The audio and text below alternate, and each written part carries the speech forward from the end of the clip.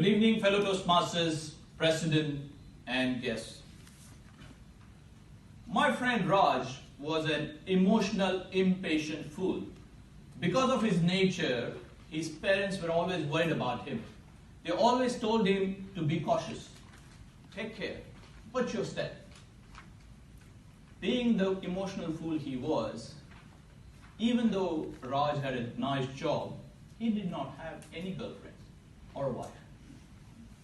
Or he fell in love many times, but all of his affairs ended as one-way affairs. His parents, wanting to protect him, convinced him that arranged marriage was the right thing for him. They told him, there's someone better out there waiting for you. So Raj started his research for a suitable bride. He came across this picture of this beautiful girl called Rani. How beautiful she was. Being an impatient fool, Raj wanted to meet Rani as soon as possible. Rani was a straight-talking, no-nonsense girl.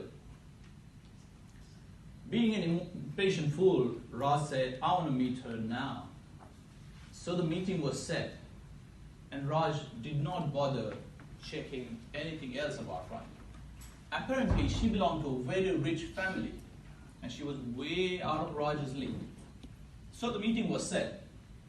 Raj was mesmerized to see Rani in real. He had butterflies in his stomach, and he let out a nervous hello. Hello, I'm Raj. Hi, I'm Rani. I'm a software engineer with Microsoft. I'm into fashion designing. After a few pleasantries, Rani did not waste time. She came straight to the point. Can I ask you a question? How much do you earn? My salary is 50,000 rupees. Okay. I don't think we should discuss any further. Why? What happened? I don't think I can survive with that kind of job and salary. You arrogant girl! How dare you insult my job and salary? I'll show you where this job takes me in 5 years' time, and you will regret rejecting me. After 5 years, on a hot summer day, Raj was riding his bike. He came through a traffic signal, turned off the engine to save petrol, as all the Indians do. A few seconds later, a white BMW car came and stopped right next to Raj. Raj couldn't believe his eyes. There was Rani in that white air-conditioned BMW. She looked like a cool cucumber in that white BMW. And Raj was sweating like a roasted potato outside. Raj wanted to run away from there. He didn't want Rani to look down upon him again. Raj tried to start his bike, but the bike wouldn't start. and the signal went green. Everyone behind started honking. Everyone's eyes, including Rani's, were on Raj. Raj thought, oh God, I'm gone now. But Rani's eyes didn't show any signs of recognition. And her car left. She turned her eyes away and her car left. Rani did not recognize Raj.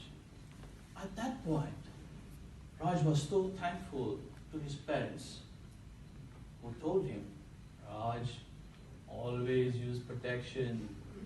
Whenever you're riding a bike, wear a helmet. So that day, the helmet saved Raj not just from a risk of accident, but from a major embarrassment.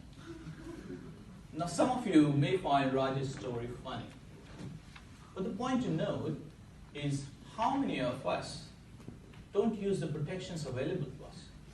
The protections are there to stop damage to us. Some of us think they're macho. They want to project a carefree image. They think it's too time-consuming to use protection.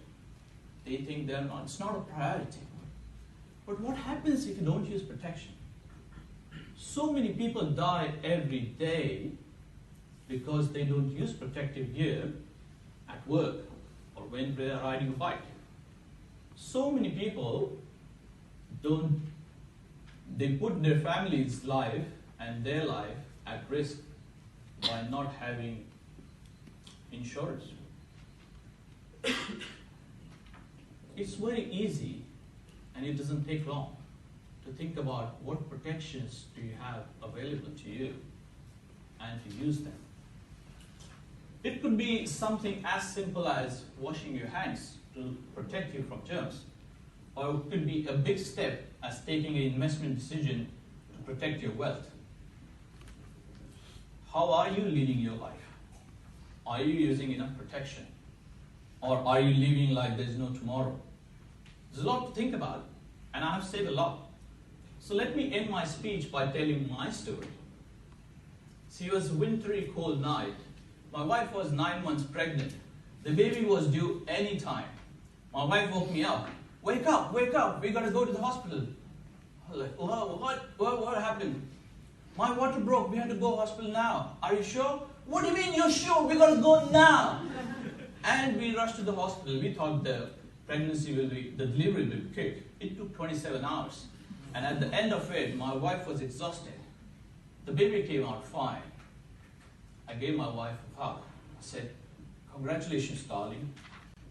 And with whatever energy she had left, she whispered into my ear and said, if you make me pregnant again, I will kill you. And ladies and gentlemen, from that day onwards, I said to myself, always use.